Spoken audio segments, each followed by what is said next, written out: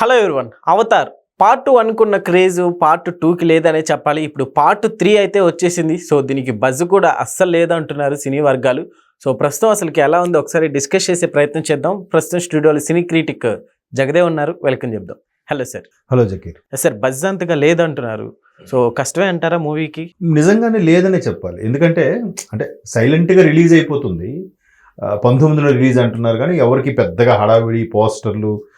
అరే నేను ఒకప్పుడు అవతార్ లాంటి సినిమా వస్తుందంటే అవతార్ 1 అనుకుంటా 2009లో వచ్చింది. అది సంభ్రమాశ్చర్యాలకు గురి చేసింది ఒక విధంగా చెప్పాలంటే.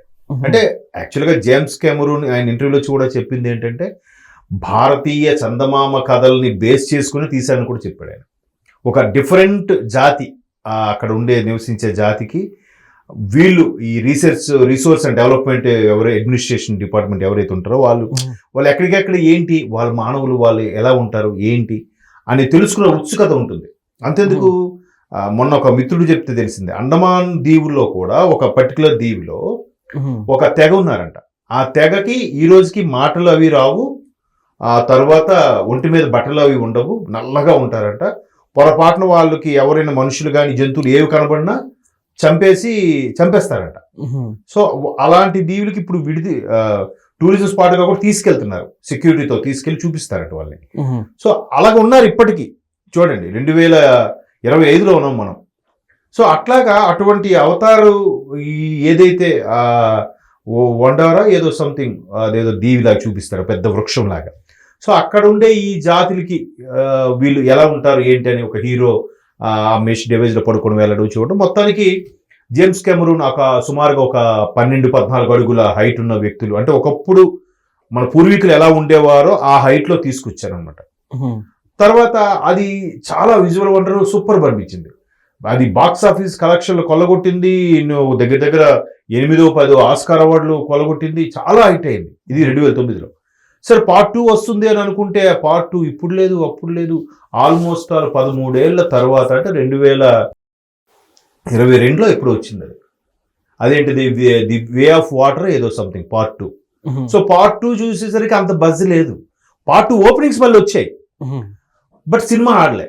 దానికి మన తెలుగు ప్రేక్షకులు, తెలుగు సినీ విశ్లేషకులు ఇచ్చిన స్టేట్మెంట్ ఏంటంటే, అంటే విశ్లేషకులు ఇచ్చారో తెలియదు కానీ నా క్లోజ్ ఫ్రెండ్ ఒకడు ఇలాగా మాట్లాడుతూ వాడు అన్నాడు అనమాట, ఏముందిరా ఇది ఎప్పుడో వచ్చింది కదా మన తెలుగులో, ఏంటంటే నారప్ప అన్నాడు. వెంకటేష్ గారు నారప్ప స్టోరీనే అవతార్ 2 అంట. ఎంత బాగా కంపేర్ చేశారు మన వాళ్ళు. అంటే నిజంగా కొంతమంది సినిమా ప్రేమికులు ఎంత బాగా చెప్తారంటే, దానికి ఇంకో బెస్ట్ ఎగ్జాంపుల్ కూడా ఉంది. పోకిరి ఇండస్ట్రీ రికార్డ్ వచ్చిందా? పోకిరి సినిమా హిట్ అయ్యి సూపర్ కలెక్షన్స్ లాగుతుంటే నా రూమ్మేట్, నేను బిఫోర్ మ్యారేజ్, నా రూమ్మేట్ ఒక అబ్బాయి ఉన్నాడు. పోకిరి చూసావు బాగుందంటే, చూశాను మామ నాకేం నచ్చలేదు అన్నాడు. ఏమంటే ఆయన చిరంజీవి ఫ్యాన్, మా మెగాస్టార్ ఎప్పుడో తీసేశాడు ఈ సినిమా. ఏం తీశాడంటే స్టేట్ రోడ్ అంట. State road concept Pokiri remake చేశారు, ఇంటి కొట్టారు. అక్కడ స్టేట్ రోడ్ సరిగ్గా ఆడలేదు అంటాడు. అంటే సిచ్యువేషన్ చెప్పలేం, బట్ అంటే సినీ ప్రేమికులు ఎంత బాగా కంపేర్ చేస్తారు చూడండి. అవతార్ 2ని నారప్పతో పోల్చారు. సేమ్ అవతార్ 2 స్టోరీ కూడా అలాగే ఉంటుంది. 3 పిల్లలు అవతార్ పార్ట్ 1 కంటిన్యూషన్ గా 2 పెళ్లి చేసుకుంటారు, వేరే దీవులో వీళ్ళు బతుకుతూ ఉంటారు. ఆ 3 పిల్లలు పెద్దవాడిని చంపిస్తారు, వాళ్ళని చంపడానికి వీడు వెళ్తాడు. సేమ్ నారప్ప స్టోరీ కూడా అంతే. అవును. సో ఇప్పుడు పార్ట్ 3 ఫైర్ అండ్ హ్యాష్, అంటే అగ్గి బూడిదైపోవడం అని. అంటే మరి ఎక్కడితో ఇది క్లోజ్ చేస్తారా నెక్స్ట్ చేస్తారని తెలియదు. మొత్తం మీద ఆ టెక్నాలజీ, ఆ మెలకువలు ఏవైతే ఉన్నాయో మన ఇండియన్ స్క్రీన్ మీద కూడా వచ్చేసాయి. చాలా అంతకన్నా అద్భుతంగా తీస్తున్నారు. బాహుబలి ఉంది, నిజంగా విజువల్ వండర్. RRR ఉంది, RRR సినిమా కరెక్ట్గా మాట్లాడుకుంటే స్టోరీ ఏం లేదు, బట్ విజువల్ వండర్. ఆ జంతువుల విషయంలో కానీ, అది 2000 మందితో ఫైట్ చేయడం కానీ, ఒకేసారి జంతువులన్నిటితో ఇలా కాగడాలతో దిగుతాడు ఎన్టీఆర్. అటువంటి సీన్స్ నిజంగా విజువల్ వండర్. ఆ మొదట్లో మంటలో చిక్కున్న కుర్రోడ్ని కాపాడుతారు చూసారు, ట్రైన్ కాలు ఆ RRRలో కూడా. సో అవంతా సినిమా విజువల్ వండర్. అరే నిజంగా ఎలా చూపించగలుగుతున్నారు, ఒక సెట్ వేసి బ్లూ మ్యాట్ మీద అంత క్లియర్గా అంత అద్భుతంగా ఎలా చూపించగలుగుతున్నారు. ఒక కల్కి ఒక విజువల్ వండర్, KGF ఇవన్నీ కూడా అద్భుతంగా తీయగలుగుతున్నారు మన వాళ్ళు. అంతకన్నా మన స్టోరీ, భారతీయ సినీ నేపథ్యం ఉన్న స్టోరీల్ని, మన దగ్గర ఉన్న సెంటిమెంట్ని మిళితం చేస్తూ అద్భుతంగా తీయగలుగుతున్నారు. ఇంకా వాళ్ళు ఏం చూస్తారు. ఇప్పుడు ఇంకోటి ఏంటంటే ఒక కల్చర్ వచ్చేసింది. అదే హాలీవుడ్ వాడు ప్రతి జంతువు మీద సినిమా తీశాడు. మీరు చూడండి, అబ్జర్వ్ చేయండి. డైనోసార్ మీద, పాము మీద, ఎలుగుబంటి మీద, పులి మీద, సింహం మీద, ప్రతి జంతువు మీద తీసేశాడు. అదే మన దగ్గర ఒక జంతువు మీద సినిమా తీస్తే నెక్స్ట్ ఒక 2-3 వస్తాయి. ఇది ఆడినట్టుగా మిగతా 2 ఆడవు. సార్ ఇప్పుడు ఈ మూవీకి కలెక్షన్ల పరంగా కాస్త డౌన్ అవుతాయని చెప్పుకోవచ్చు కదా. సందర్భంలో ఇంకా మీరు చెప్తే గానీ 19 రిలీజ్ కదూ, ఓకే ఓకే అనిపిస్తుంది, కానీ ఎక్కడ బజ్ ఉంది? అదే ఒక అఖండ చూసుకోండి, అదే ప్రీమియర్ షోస్ ఎక్కడ ఏంటి అని మాట్లాడుకుంటున్నాం. ఇప్పుడు దానికి మేబీ వెస్టర్న్ కంట్రీస్ లో ఉండొచ్చు కాక, ఎందుకంటే జేమ్స్ కెమెరూన్ అనే పేరే ఒక ప్రభంజనం, బ్రాండ్. నిజంగా అద్భుతమైన దర్శకుడు రా జేమ్స్ కెమెరూన్ అని. ఇప్పుడు అలాంటి జేమ్స్ కెమెరూన్ తో మన రాజమౌళి గారు ఆస్కార్ అవార్డుకి వెళ్ళినప్పుడు ఆయనతో మాట్లాడడం చేసి, చాలా నా లైఫ్ లో అటువంటి వ్యక్తితో మాట్లాడతాను అనుకోలేదన్నట్టు కూడా స్టేట్మెంట్ ఇచ్చాడు ఆయన.